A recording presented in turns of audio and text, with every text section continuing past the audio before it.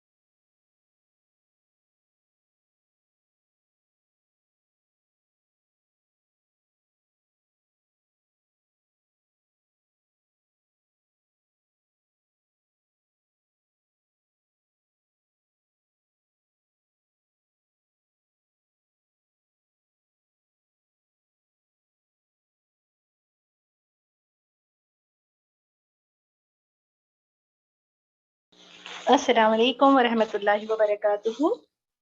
औज़ु बिल्लाहि मिनश शैतानिर रजीम। बिस्मिल्लाहिर रहमानिर रहीम। रब्बि शरह ली सदरी व यस्सिर ली अमरी वहलुल उक़दतम मिन लिसानी यफ़क़हू क़ौली। आमीन या रब।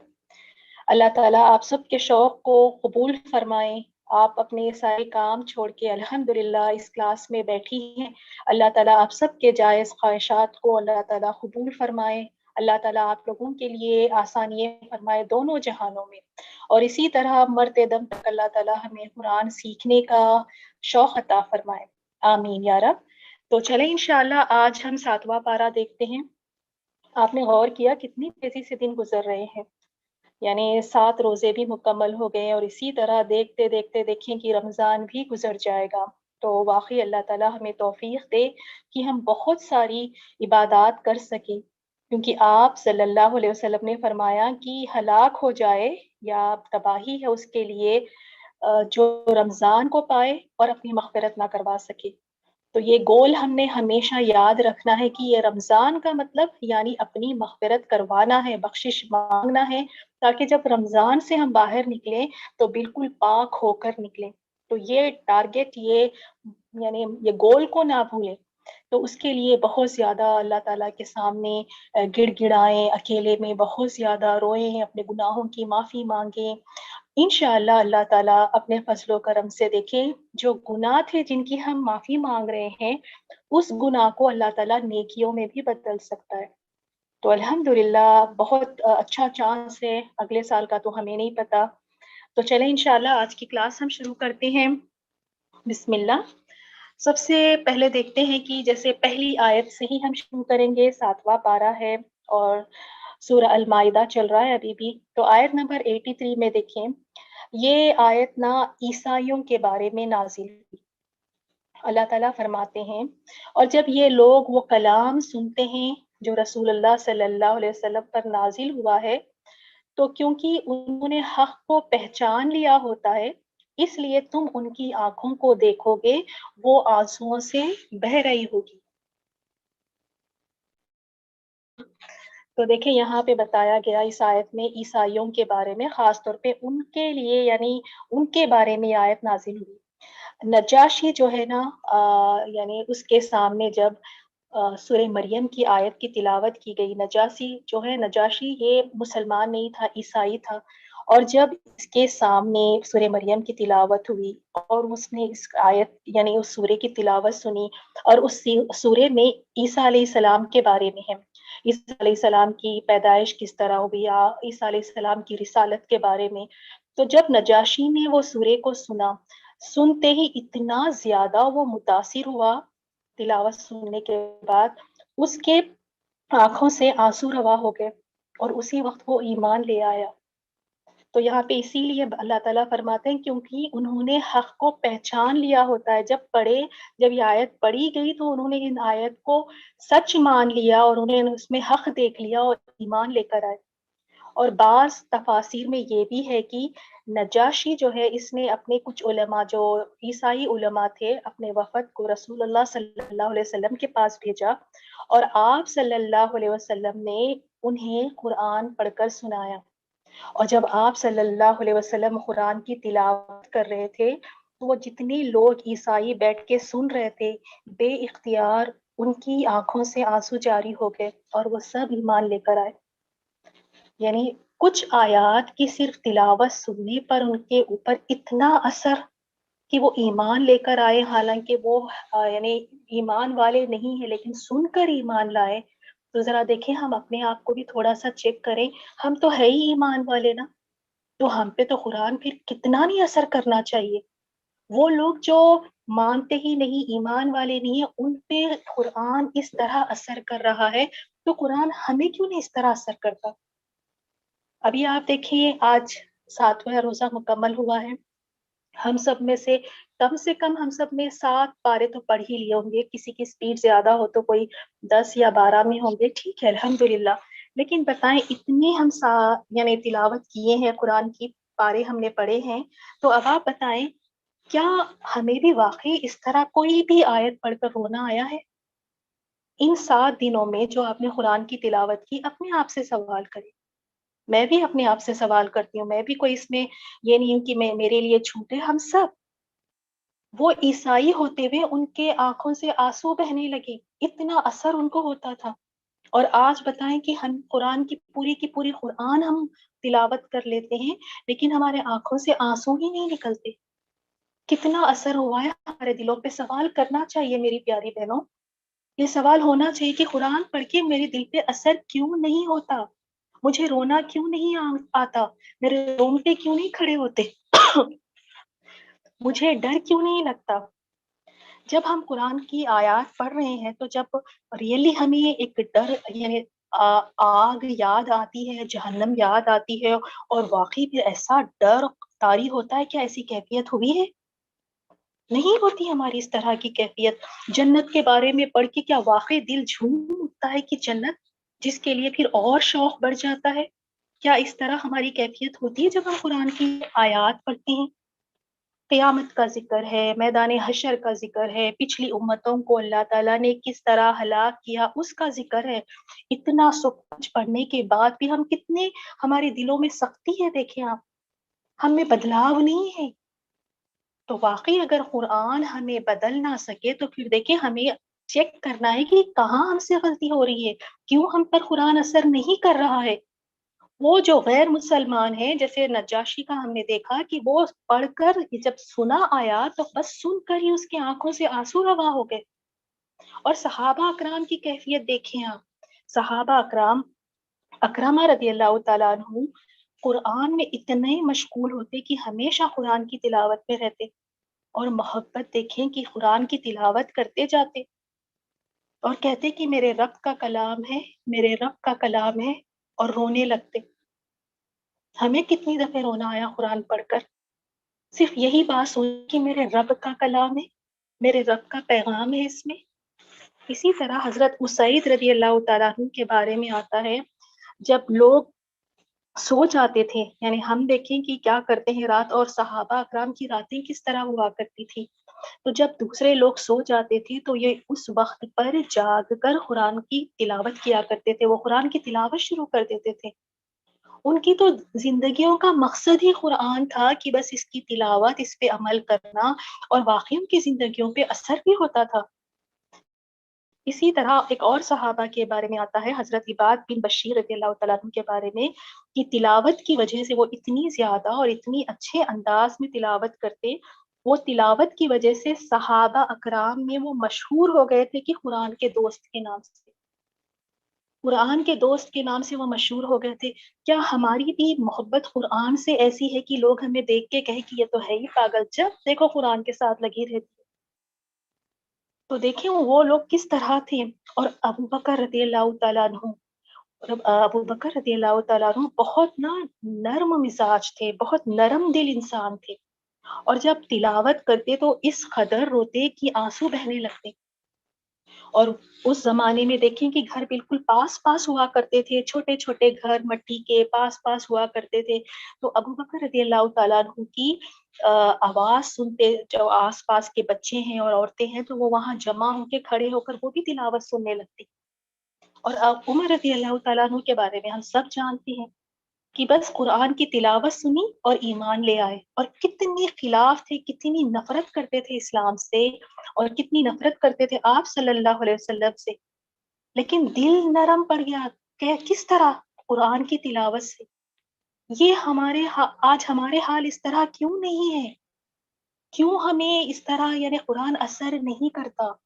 شاید ہمیں سمجھ نہیں آتا قرآن اس وجہ سے، یا پھر ہم توجہ کے ساتھ نہیں پڑھتے، یا پھر ہم نے بس صرف قرآن کو ثواب کا ذریعہ ہی سمجھا ہے۔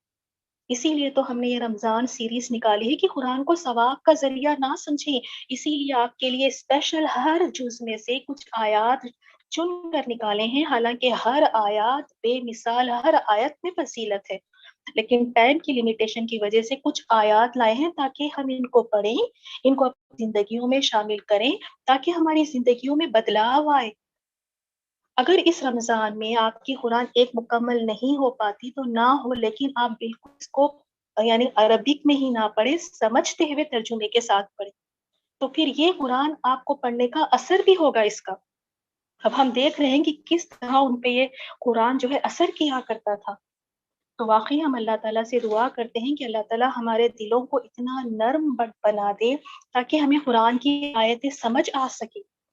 اور دیکھیں اس میں اتنی پیاری دعا بھی ہے کہ جب انہوں نے وہ جو عیسائی تھے، نجاشی تھا، جب وہ ایمان لے کر آئے تو دیکھیں انہوں نے دعا بھی کی، ربنا آمنا فاکتبنا مع الشاہدین، اے ہمارے رب ہم ایمان لائے، ہمارا نام گواہی دینے والوں میں لکھ لیں۔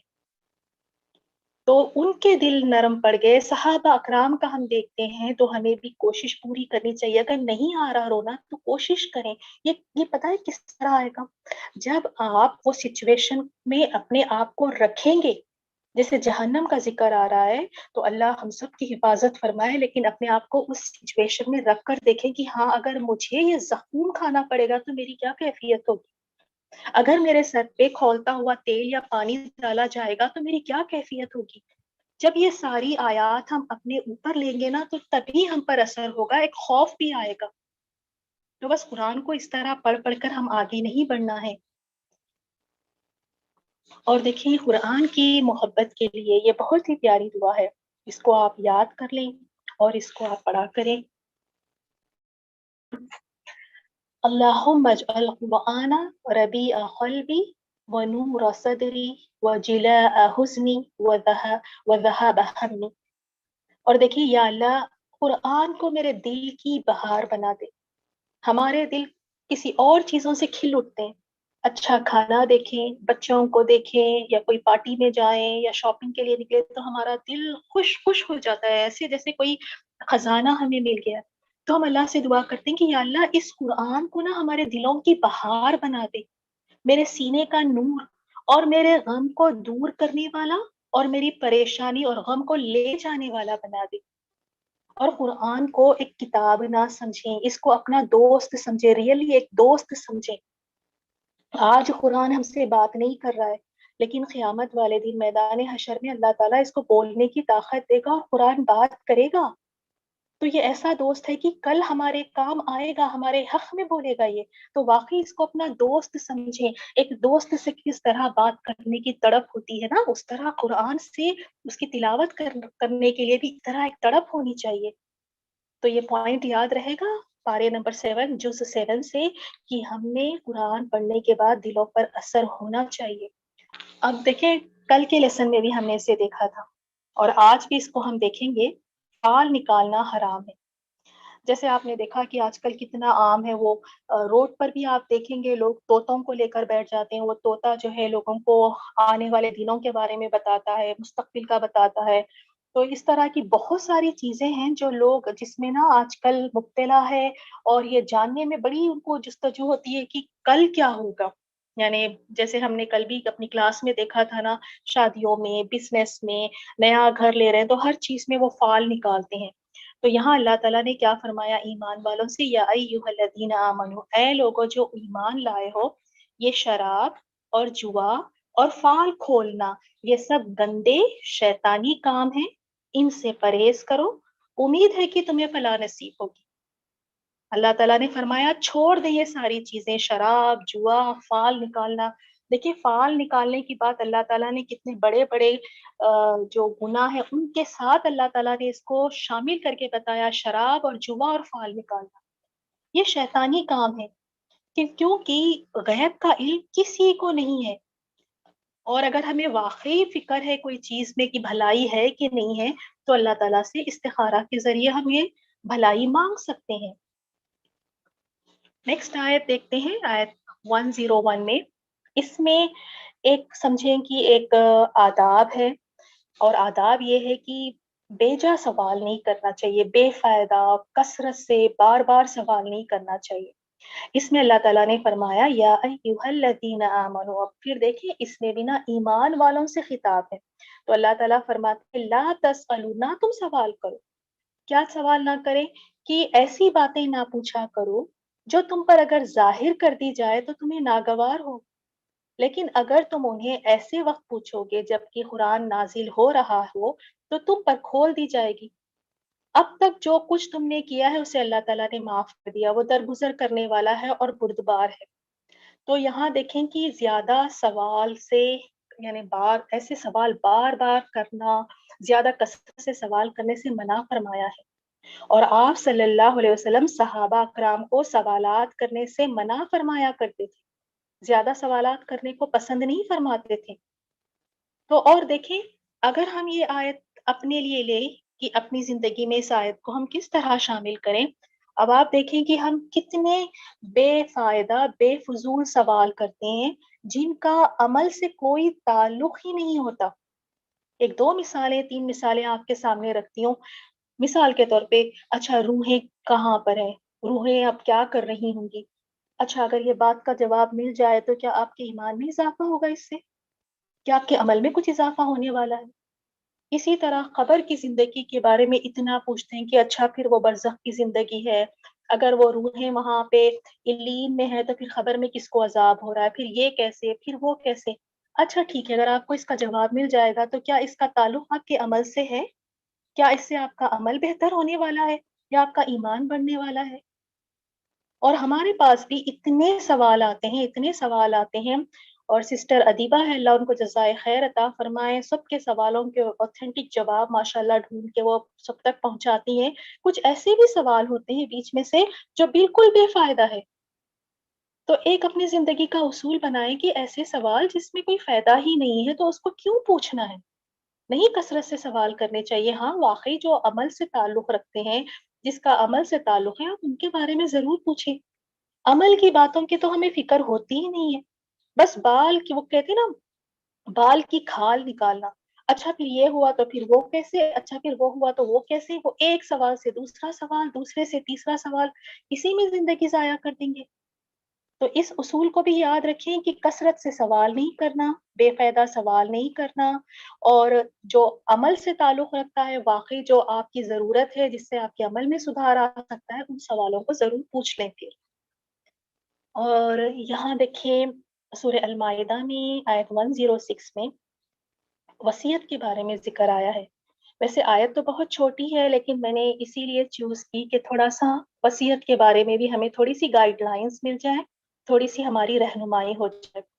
اللہ تعالیٰ نے فرمایا اے لوگوں جو ایمان لائے ہو، جب تم میں سے کسی کی موت کا وقت آ جائے اور وہ وصیت کر رہا ہو تو اس کے لیے گواہ بنانے کا طریقہ یہ ہے کہ تمہاری جماعت میں سے 2 صاحب عدل آدمی گواہ بنائے جائے. تو یہ سورۃ المائدہ 106 تھی. اسی سے میں نے تھوڑا سا وصیت کے بارے میں ایک پوائنٹ لیا ہے. وہ یہ ہے کہ اکثر لوگوں کو نہیں پتا، جب وہ اپنی اولاد سے ناراض ہو جاتے ہیں تو وہ کیا کرتے ہیں کہ اپنی اولاد کو وصیت سے یعنی وصیت میں ان کا کوئی حصہ ہی نہیں رکھتے، اور یہ بہت بڑا کبیرہ گناہ ہے. اللہ تعالیٰ نے وصیت میں جو لوگ ہیں جیسے ماں باپ ہے، اولاد ہے، بھائی بہن ہے، بیوی ہے یا شوہر ہے، ان سب کے اللہ نے حصے بنا دیے ہیں.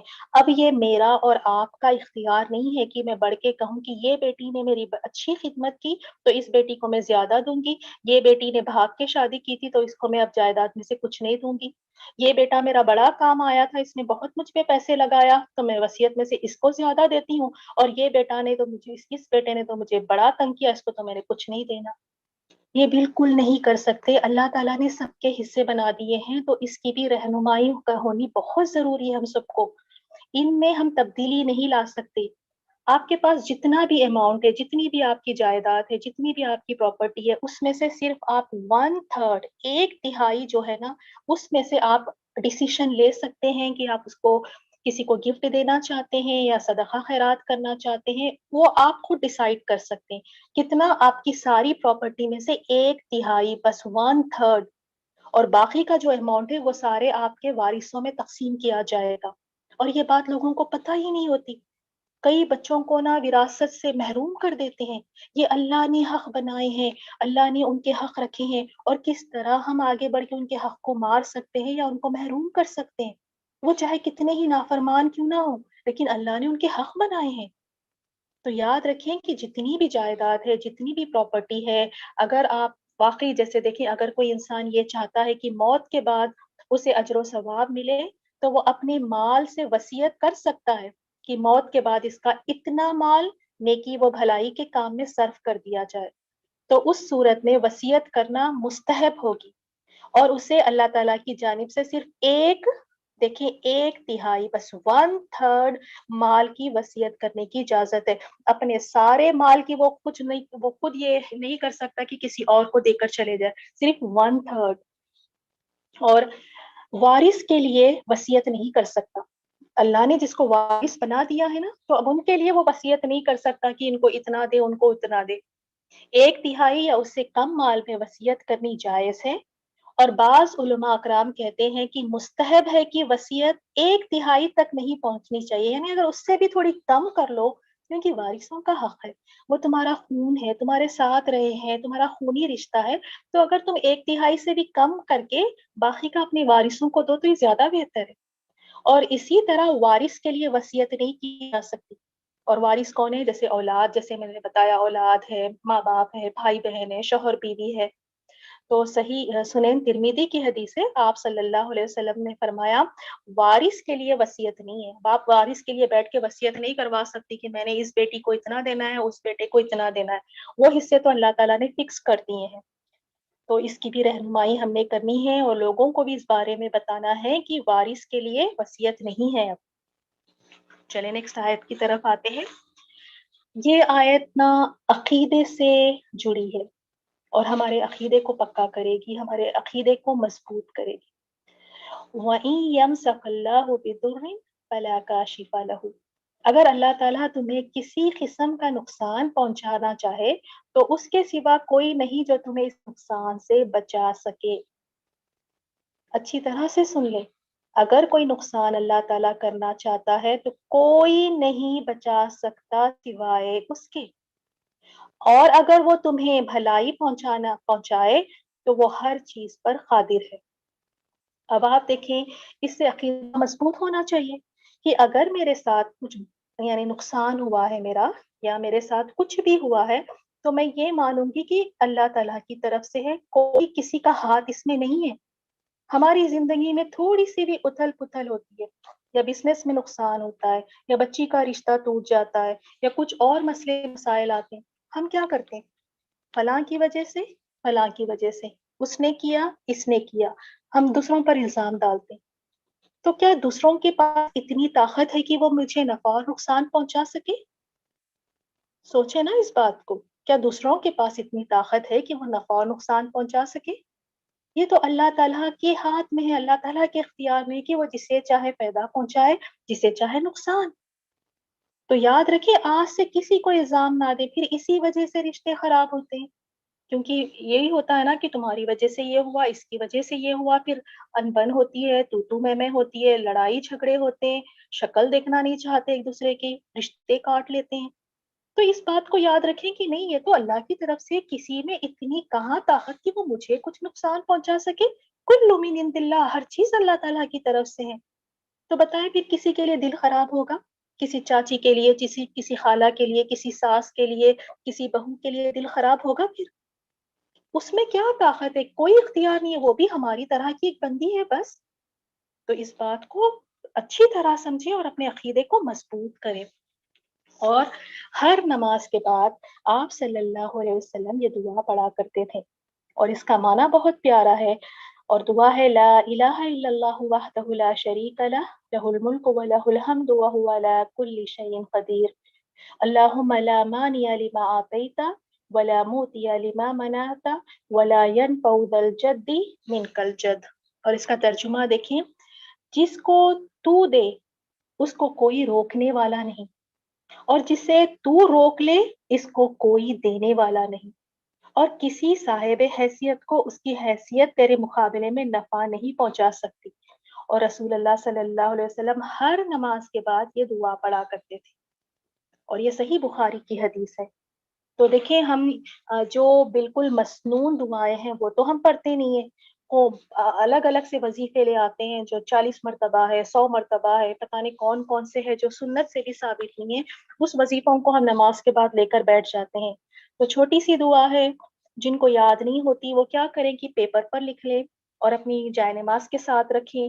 اور میری یہ ٹپ میں ہمیشہ آپ کو بتاتی ہوں کہ دیکھ کر پڑھنا سیکھ لیں، 1 مہینے کے اندر دیکھیں، پھر بعد میں آپ کو پیپر کی بھی ضرورت نہیں پڑے گی، آپ کو خود بخود یاد ہو جائے گا۔ تو اسے ہر نماز کے بعد ضرور پڑھا کریں۔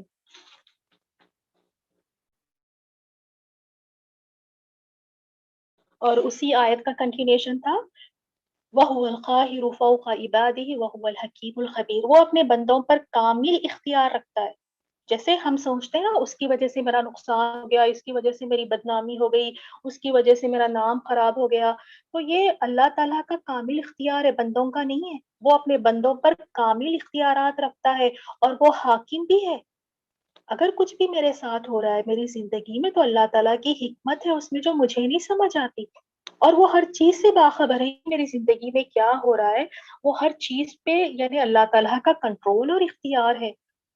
تو جب یہ بات ہم سمجھ لیتے ہیں تو کسی کے لیے دل نہیں برا ہوتا پھر ہمارا۔ اوکے، نیکسٹ آیت ہم دیکھتے ہیں۔ اب دیکھیں، انسان ہے، اس دنیا میں بھی ہم بہت ساری خواہشات رکھتے ہیں کہ اس طرح ہو جائے، اس طرح ہو جائے، اور یہ خواہشات صرف دنیا میں نہیں، دنیا کی خواہشات تو کچھ ڈفرینٹ ہی ہوتی ہے، ہائے کاش 2 منزلہ بلڈنگ ہو جائے، ہائے اچھی سی کار ہو جائے، ہائے یہ ہو جائے، ہائے وہ ہو جائے، کتنی خواہشات ہوتی ہیں۔ لیکن آخرت میں جو کافر لوگ ہوں گے، جو جہنم جانے والے لوگ ہوں گے، ان کی تمنائیں، ان کی امیدیں، خواہشیں کچھ اور ہی ہوں گی، لیکن کوئی فائدہ نہیں اس وقت پر، کوئی فائدہ نہیں۔ تو یہاں اللہ تعالیٰ نے فرمایا وَلَوْ تَرَا، کاش کہ تم دیکھتے اس وقت، کاش تم دیکھتے اس وقت کی حالت، یعنی یہ بھی اللہ تعالیٰ کا کتنا بڑا ہم پر رحم و کرم ہے۔ اللہ تعالیٰ نے اس دن کے حالات ہمیں بتا دیے کہ اس دن دیکھیں اس طرح بھی ہونے والا ہے، اس دن اس طرح کا سین ہوگا، وہاں ایسی باتیں ہوں گی، اس طرح کے حالات ہوں گے۔ تو اس دن کی بھی کیفیت اللہ نے بتا دی۔ فرمایا کاش تم اس وقت کے حالات دیکھ سکتے، جب وہ دوزخ کے کنارے کھڑے کیے جائیں گے۔ اللہ تعالیٰ ہم سب کو محفوظ رکھے، اللہ تعالیٰ ہم سب کو محفوظ رکھے، ہمیں، ہماری آنے والی نسلوں کو، ہمارے باپ داداؤں کو، اللہ تعالیٰ ہم سب کو اللہ جہنم کی آگ سے محفوظ رکھے۔ کتنا خوفناک منظر ہے کہ کھڑے رہنا، سامنے دیکھنا آگ کو، اور پتا ہے کہ اس میں جھونکے جائیں گے۔ اللہ تعالیٰ محفوظ رکھے، اللہ تعالیٰ ہم سب کو اپنے رحم و کرم سے جنت میں داخل فرمائے۔ تو فرمایا دوزخ کے کنارے کھڑے کیے جائیں گے، اس وقت وہ کہیں گے اب دیکھیں ان کی تمنا کیا ہوگی. اس وقت وہ کہیں گے کاش کوئی صورت ایسی ہو کہ ہم دنیا میں پھر واپس بھیجے جائیں. کچھ تو ایسا ہو جائے کہ ہمیں دنیا میں پھر سے بھیج دیا جائے اور اپنے رب کی نشانیوں کو نہ جھٹلائیں اور ایمان لانے والوں میں شامل ہو جائے. دیکھیں کیا حسرتیں ہیں. اس دن یہ نہیں کہہ رہے کہ کاش دنیا میں بھیج دیا جائے ہمیں تو ہم جا کے ایک بار نہ یہ کر لیں وہ کر لیں. نہیں، کچھ نہیں. کیا کہ ایمان لے آئے ہم اور اللہ کی نشانیوں کو نہ جھٹلائیں، اللہ کی آیات کو نہ جھٹلائیں ہم. تو ابھی ہم سب کے پاس وقت ہے. کہیں ایسا نہ ہو کہ ہمیں بھی وہاں پہ اس طرح کی حسرت ہو جائے کہ کاش مجھے ایک موقع مل جائے میں جا کر اپنے رشتوں کو سنوار لیتی. کاش مجھے ایک موقع مل جائے میں ایک پیار بھرا سجدہ، ایک اخلاص کا سجدہ کراؤں. کاش مجھے ایک موقع مل جائے تو میں جا کے بس کسی کو سلام کر لوں، اسی کا اجر مجھے مل جائے تو آج میں جنت میں چلی جاؤں. کیونکہ ہم نے پہلے بھی دیکھا نا، ایک نیکی کی وجہ سے بھی روک لیا جائے گا، ایک نیکی کم پڑنے کی وجہ سے. تو بہت بھی زیادہ ہم سب کو احتیاط کرنا ہے اور ہم سب کے پاس وقت ہے، موقع ہے کہ ایسا نہ ہو کہ ہمیں بھی وہاں جا کر بہت ساری حسرتیں ہوں. کاش یہ کر لیتی، کاش وہ کر لیتی، ہائے ہائے. کچھ نہیں ہونے والا. جب آج وقت ہے اسی لیے نا آخرت کی فکر کرے. دنیا تو کسی بھی طرح بسر ہو جائے گی میری پیاری بہنوں. امیر بھی زندگی بسر کر کے وہی قبر میں چلا جاتا ہے، غریب بھی بیچارہ پریشان حال رہ رہ کے پھر وہی قبر میں چلا جاتا ہے. سب کا انجام ایک ہی ہے، وہی جانا ہے. کوئی اپنے ساتھ کچھ نہیں لے کے جاتا. تو اصل فکر نا آخرت کی کرنا شروع کر دیں آج سے. دنیا میں اگر کچھ چیزیں نہیں ملتی کوئی نہیں مسئلہ، کیونکہ کوئی آخرت میں کوئی حسرت نہ رہ جائے ہمیں. تو وہ ساری چیزوں کو یہیں پہ ہمیں وقت کر لینا چاہیے.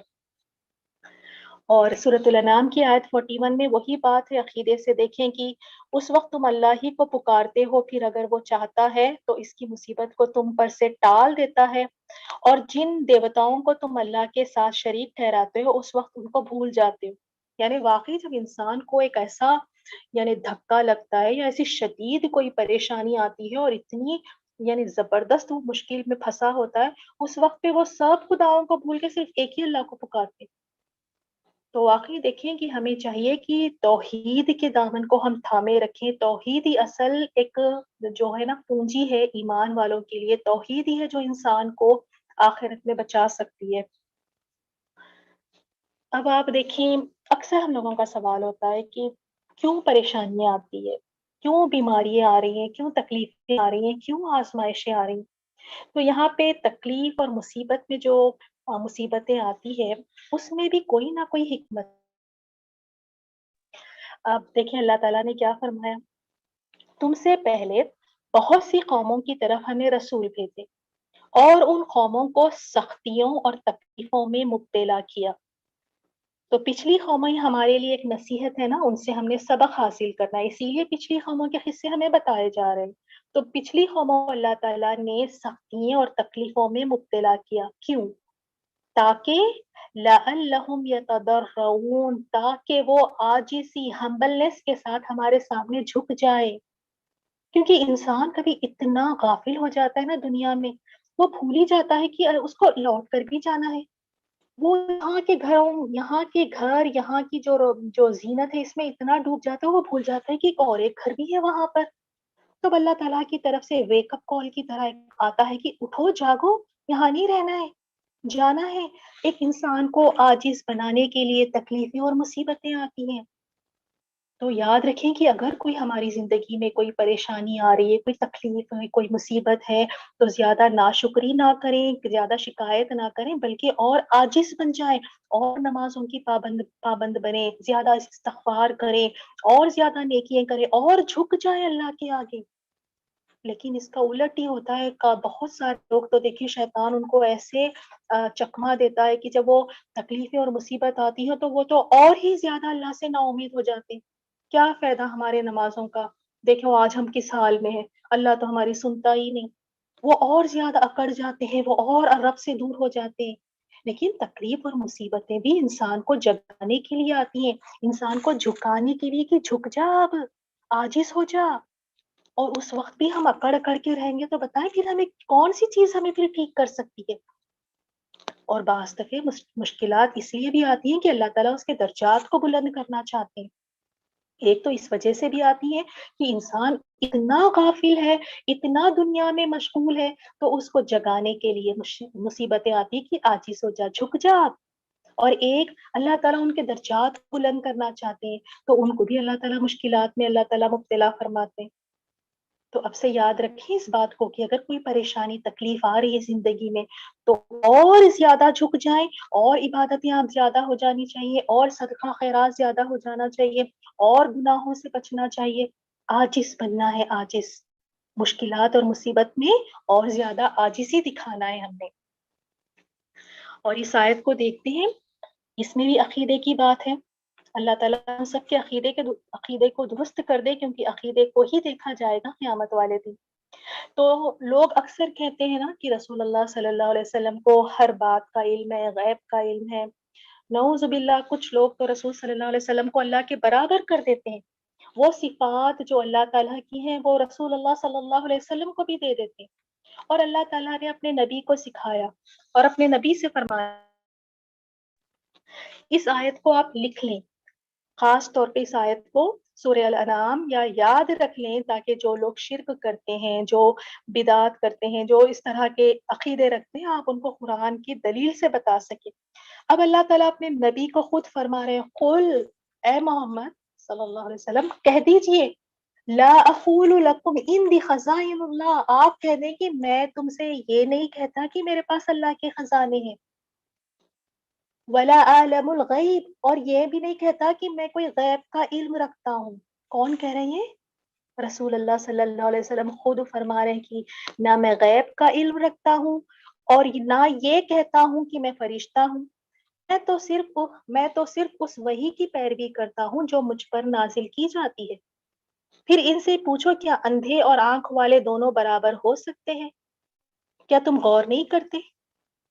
تو دیکھیے اللہ تعالیٰ خود اپنے نبی سے کہلوا رہے ہیں کہ اے نبی کہہ دو، بتا دو کہ میرے پاس کوئی غیب کے خزانے نہیں ہے، میرے پاس کوئی اللہ کے خزانے نہیں ہے، نہ ہی میں غیب کا علم رکھتا ہوں۔ اتنا ہی غیب کا علم تھا آپ صلی اللہ علیہ وسلم کو جتنا اللہ تعالیٰ نے دیا تھا، اس سے زیادہ نہیں۔ دیکھیں رسول صلی اللہ علیہ وسلم کے کھانے میں زہر ملا کے دیا گیا تھا، آپ کو نہیں پتا تھا، آپ نے کھا لیا۔ اگر غیب کا علم ہوتا تو کھاتے وہ؟ کتنی ساری فتوحات جس میں، یعنی کتنی ساری جو غزوات ہوئی، اس میں نقصان اٹھانا پڑا، اس میں کئی دفعے یعنی کئی چیزوں کا سامنا کرنا پڑا۔ اگر غیب کا علم ہوتا تو وہ نقصانات اٹھانے پڑتے؟ تو ہر چیز کا علم نہیں تھا اتنا ہی جتنا اللہ تعالیٰ نے آپ کو عطا فرمایا تھا۔ تو آئی ہوپ کہ یہ عقیدہ ہمارا درست ہو گیا ہو آج انشاءاللہ۔ اوکے، نیکسٹ آیت دیکھتے ہیں، آیت 63 میں، اے محمد صلی اللہ علیہ وسلم ان سے پوچھو، صحرا اور سمندر کی تاریکیوں میں کون تمہیں ظلموں سے بچاتا ہے؟ کون تمہیں بچاتا ہے؟ اور کون ہے جسے تم مصیبت کے وقت گڑ گڑا کر چپکے چپکے دعائیں مانگتے ہو؟ تو دیکھیں یہاں پہ بھی ہے کہ جب مشکلات کا وقت آتا ہے، جب پریشانیاں آتے ہیں، تو اتنا گڑ گڑاتے ہیں ہم، اتنا روتے ہیں، اور پھر کہتے ہیں لَنَكُونَنَّ مِنَ الشَّاكِرِينَ، ہم کہتے ہیں کہ اگر یہ پریشانی ہم سے دور ہو گئی نا، تو کہتے ہیں کہ ہم ضرور شکر گزار بنیں گے، اللہ ہم تو فرما بردار ہو جائیں گے، اللہ ہم تو نماز کی پابندی کریں گے، ہم یہ کریں گے وہ کریں گے۔ اور واقعی پھر جب اللہ تعالیٰ اس پریشانی کو دور کر دیتا ہے، تو وہ شکر گزاری ہی نہیں رہتی، وہ اللہ کے شریک ٹھہراتے ہیں۔ کہو اللہ تمہیں اسے اور ہر تکلیف سے نجات دیتا ہے، پھر تم دوسروں کو اس کا شریک ٹھہراتے ہو۔ تو واقعی نا یہ بات، یعنی اگر ہم اپنے پہ لے کر دیکھیں تو ہمیں بھی جب کوئی بیماریاں تکلیفیں آتی ہیں تو ہم کتنے عاجز ہو جاتے کہ یا اللہ اب سے کوئی نماز نہیں چھوڑوں گی، یا اللہ اب کوئی میں غلط کام نہیں کروں گی، یا اللہ میں بڑی تیری شکر گزار ہوں گی۔ اور جیسے ہی اللہ تعالیٰ اس مصیبت کو، تکلیف کو، بیماری کو دور کرتا ہے، تو پھر ہم کیا کرتے ہیں؟ وہی اپنی روش پہ آ جاتے ہیں، وہی پہلے جو تھے پھر اسی طرح بن جاتے ہیں، ناشکری کرتے ہیں، اللہ کے شریک ٹھہراتے ہیں۔ تو واقعی نا ہمیں کوشش کرنی چاہیے کہ ہم ہر حال میں اللہ تعالیٰ کا شکر ادا کریں، اللہ تعالیٰ کے شریک نہ ٹھہرائے ہم۔ تو الحمدللہ آج کی کلاس میں ہم نے 7ویں پارے سے بہت ہی پیاری پیاری باتیں سیکھی، اور 2 دعائیں بھی سیکھی الحمدللہ۔ اپنے عقیدے کو بھی درست کرنے کی ہم نے کوشش کی، اور انشاءاللہ آج سے ہم کسی کو کسی بات کا الزام نہیں دیں گے، اس کی وجہ سے اس کی وجہ سے نہیں، سب اللہ تعالیٰ کی طرف سے ہے۔ اور ہر فرض نماز کے بعد آج جو ہم نے دعا دیکھی ہے، ضرور اسے ہر نماز کے بعد پڑھا کریں۔ تو انشاءاللہ کل ہم 8واں پارہ دیکھیں گے، اس میں سے بھی کوئی عملی نکات اپنے لیے۔ ہاں، اور ہم نے قرآن کے بارے میں دیکھا تھا سب سے پہلی آیت، تو قرآن سے ہم نے اس طرح پیارا رشتہ جوڑنا ہے، یہ ایسا ساتھی ہے کہ اس کے ساتھ زیادہ ہم نے وقت گزارنا ہے۔ یہ بہت پیارا ساتھی ہے میری پیاری بہنوں، بہت پیارا ساتھی، جن کے لیے نا جیسے اولاد ہے، شوہر ہے، ان کے لیے ہم کتنا کھپتے ہیں، ان کے لیے کیا کچھ نہیں کرتے ہیں، اور قیامت والے دن یہ ہمارا ساتھ ہی نہیں دیں گے۔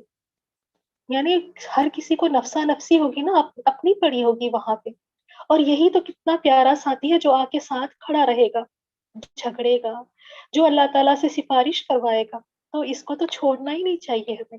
اللہ تعالیٰ واقعی ہمیں توفیق دے کہ ہم قرآن سے ایسی محبت کریں، ایسا رشتہ رکھیں کہ یہ واقعی ہمارا بہت ہی پیارا ساتھی بن جائے۔ آمین۔ جزاکم اللہ خیرا۔ السلام علیکم ورحمۃ اللہ وبرکاتہ۔ سبحانک اللہم وبحمدک، نشہد ان لا الہ الا انت، نستغفرک ونتوب الیک۔ اور اگر آپ لوگوں کے کوئی بھی سوال ہے تو دیکھیے بہت ہی اوتھینٹک سائٹ ہے، ویب سائٹ ہے، جہاں پہ آپ کو قرآن اور حدیث کی روشنی میں آپ کو سوالوں کے جواب مل جائیں گے، کیونکہ اکثر ایسے بہت سارے سوال ہوتے ہیں تو ہمیں نہیں پتا چلتا کہ کس سے پوچھیں ہم۔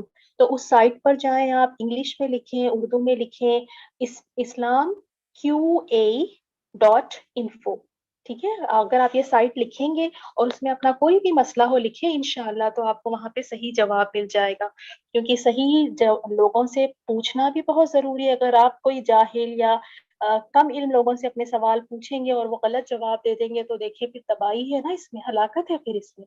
تو ضرور دیکھیں اسلام QA.info کو، اس کو اپنی یعنی دوسروں کو بھی بتائیں۔ یہ ویب سائٹ سے بہت اچھے آپ کو ہر طرح کے آپ کے جو ڈاؤٹس ہیں کلیئر ہو جائیں گے انشاءاللہ۔ جزاکم اللہ خیرا۔ السلام علیکم ورحمۃ اللہ وبرکاتہ۔